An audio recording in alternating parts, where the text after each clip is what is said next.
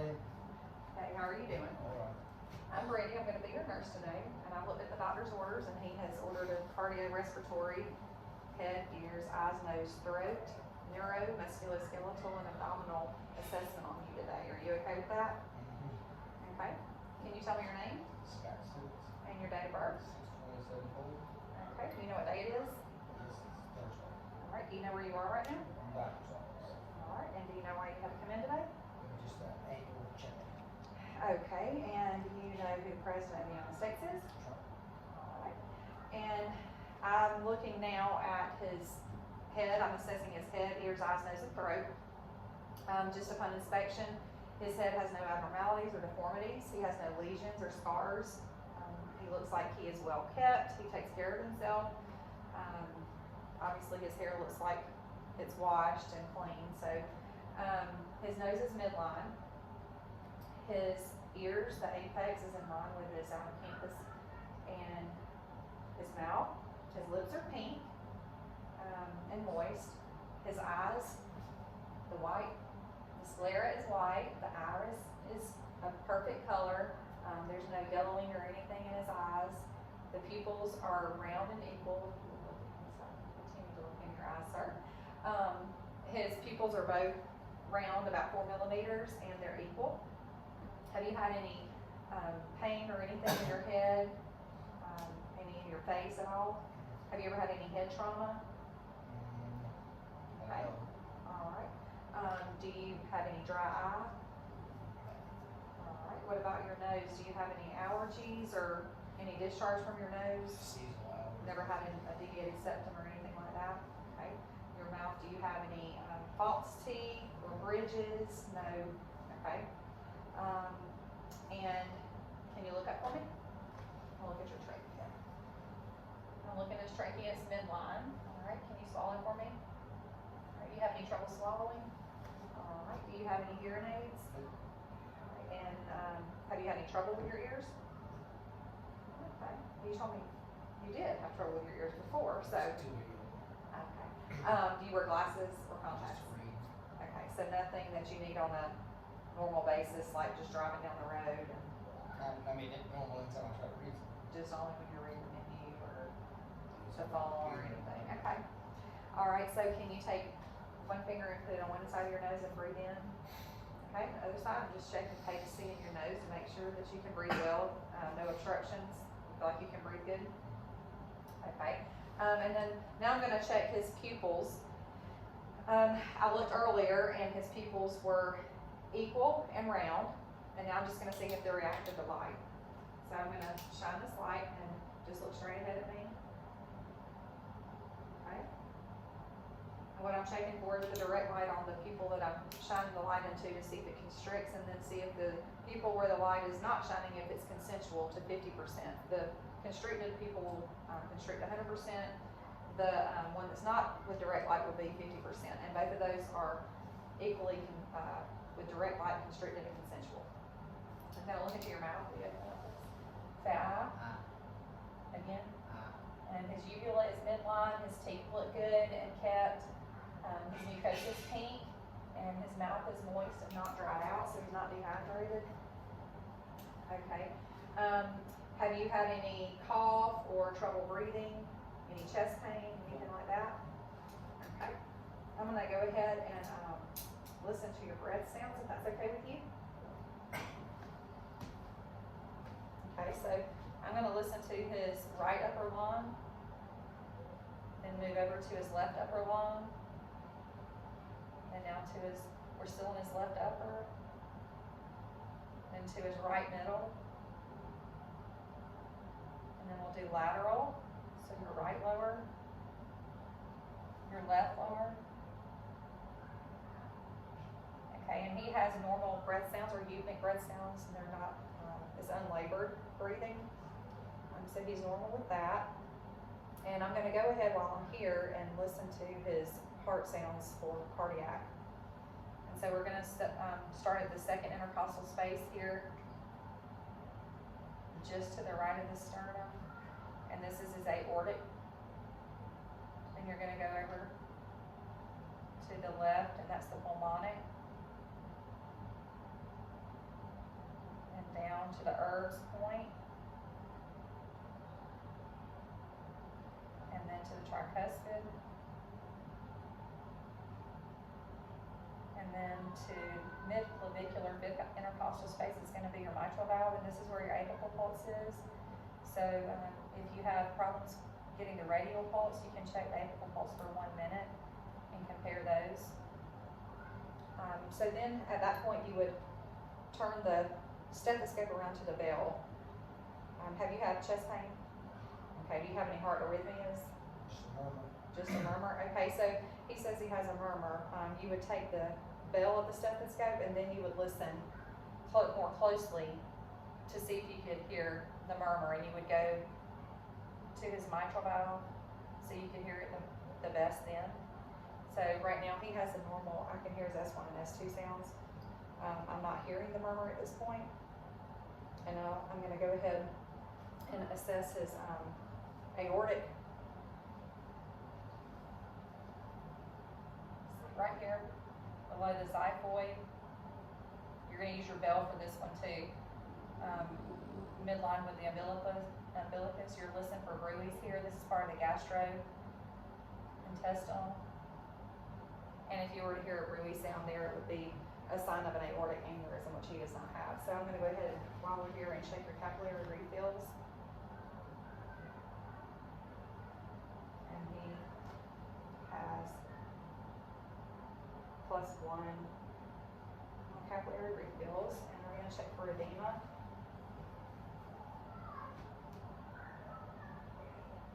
He has no edema, so you're going to do these bilaterally, and while I'm here, I'm going to go ahead and check the radial pulse, which is going to be done with your vital signs in the very beginning anyway. And you'll check the pulses bilaterally on that too. So there, you take the radial pulses is +2, so that's a very distinct pounding heart rate or heart rhythm. Then you can check the brachial on both sides, the axillary, the carotid. And then I'm going to move down to check for edema here.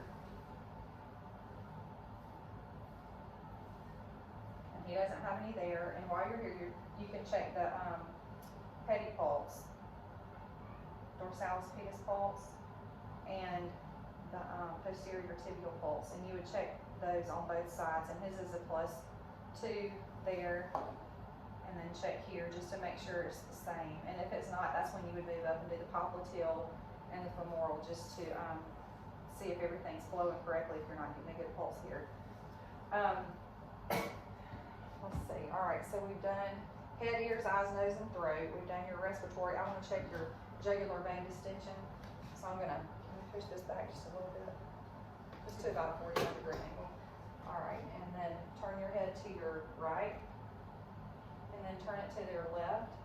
And you're checking for jugular vein distension there, and he does not have any. If you did have a bad cough, if they had a bad cough, you would educate them on term deep breath and cough to get everything moving around, get the mucus up and out. If they were in the hospital, they could be using Orson at home, doing incentive spirometer, where they have a goal to meet on the incentive spirometer. This is going to help with lung expansion, and they would just breathe in like they're sucking on a thick milkshake. Hold the breath for about 5 seconds and then let it out. That's just going to help them. That's what you educate the patient with, to help them to expand their lungs and get a deeper breath. We're going to go ahead. I did the cardiac already. Go ahead and lean your chair back for me. And if they were in a hospital bed, you just lay them supine just to do the abdominal assessment. That's what we're going to do now. So I'm going to go ahead, if you're okay, and pull your shirt up. Have you had anything to eat within the last hour? Yes. Okay, have you had a bowel movement today? Yes. Was it normal, no diarrhea, just a regular stool? Okay, so you haven't had any trouble having bowel movements or anything? What about urination? Do you have trouble urinating or any Never. tingling or burning sensation when you urinate? Okay, is it a normal color or? Usually clear. Okay, no odor to it? No. Unless Okay. I use it. Not what? Unless I use it. Okay, not unless you eat asparagus or drink coffee? Yeah. Yeah, okay. I'm going to listen to your bowel sounds now. And just, you're going to listen with the diaphragm first in his right lower quadrant. and you would listen here for 1 solid minute. And if you did not hear anything at that point, you're gonna listen for a full 5 minutes until you could hear something, because you wanna hear something, because if you don't hear anything, it could be paralysis of the ileus. Then I'm in the right upper quadrant, then to the left upper quadrant, and do the same thing, a minute at each spot, left lower quadrant, and I'm hearing sounds there. And I've already checked for Rui with his aortic. Let's see. And then I'm just gonna palpate. If you just let me know if there's any tenderness. Have you had any tenderness in your stomach? No. All right, I'm checking for masses now, or any abnormalities. I don't see any lesions. I'm just gonna press a little bit firmer.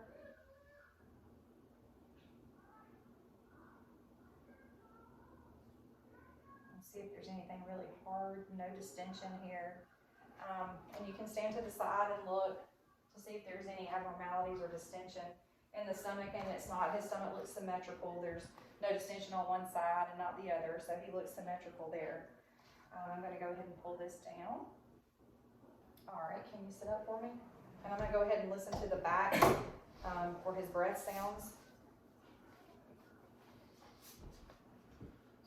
And I'm listening to his right upper lung. Take a deep breath for me. Right lower, left lower. Let me do that again. Right upper, left upper, left lower, and right lower. Okay, and all his breath sounds, he's eutonic, no labored breathing.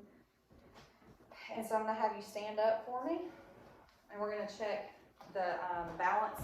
Put your hands by your side, close your eyes. All right, and you would do this for 20 to 30 seconds to check for swaying or any unbalance on them. And he's good with that, so I'm gonna have you just walk 5 steps that way, like you normally would, turn around and come back, or just turn around now and come back. All right, now I'm gonna have you do heel to toe, do not look down. And at this point, you make sure that you stand beside the patient so that they are not gonna fall. All right, and walk on your toes coming back for me. Okay. All right, so neurologically, and he looks good. He's not off balance, not swaying. And I'm gonna have you sit down. I'm gonna go ahead and test your musculoskeletal. We're gonna check 2 upper and 2 lower joints. So I'm gonna start with the lower joints. If you would, his knees are already flexed, so I'm just gonna have him extend, and you're gonna support the joint that you're checking. Extend the knee and flex it again. Now extend it and flex it. Okay, you come to the other side, you're gonna do this bilaterally on every joint. All right, extend, flex, extend, flex. All right, now I feel a little bit of crepitus in this knee right here, but he was good as far as range of motion with and without resistance. Okay, I'm gonna check your ankle. I want you to plantar flex and dorsiflex for me. All right, again and again. All right. Ooh, plantar flex, dorsiflex. All right. Again. Okay, so his range of motion is good on his knee and his ankle joints. Now we're going to come up to the upper joints. I'm going to check the elbow. If you'll hold your arm straight out for me, turn your hand up. Okay, and flex and extend. I don't want to rip my shirt. Flex. Oh, please. Extend. Okay, it's good. Same thing with this arm. Flex, extend, now flex, and extend. Okay, it's good with that. Now your wrist, hold your hand out this way, and that's a hyperextend. This is going to be a hyperextension, this is extension, and this is a flex. So hold your hand extended. Now flex it, extend, hyperextend, flex, flex, all the way down. Extend. Okay. All right, this side, I want you to flex, extend, hyperextend. All right, flex, extend.